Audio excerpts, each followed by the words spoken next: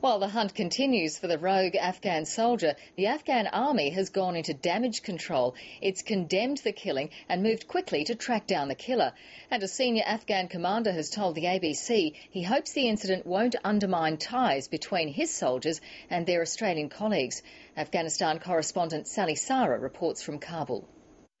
It's the incident Australian troops hoped would never happen. A digger killed by one of his Afghan counterparts. Lance Corporal Andrew Jones was shot dead by an Afghan soldier at patrol base Mashal.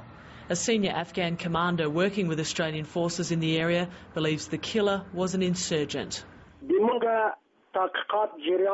Our research and investigation are in progress. As you know, the cunning enemies of Afghanistan want to get inside the ranks of the Afghan National Army and police. So I think that he was one of these enemies inside our ranks who carried out this action. The Afghan National Army has described the incident as harmful and very sad. Coalition and Afghan troops are now hunting the alleged killer, identified as Shafid Ullah. Afghan officers are hopeful the shooting won't undermine their ties with the Australian Defence Force. The motive for the killing is still unclear, but Australian defence officials were encouraged by how quickly and forcefully the Afghan National Army responded immediately after the incident. Defence sources say it may take a while to rebuild trust between Australian and Afghan soldiers, but that this incident won't change the way that diggers operate in Uruzgan province. The relationship between coalition forces and the Afghan government is under strain in Kabul for different reasons.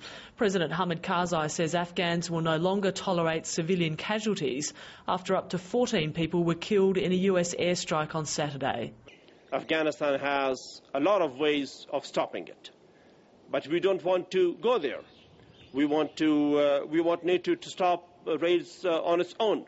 President Karzai is warning his government will take unilateral action if coalition troops become an occupying force. Sally Sarah, ABC News, Kabul.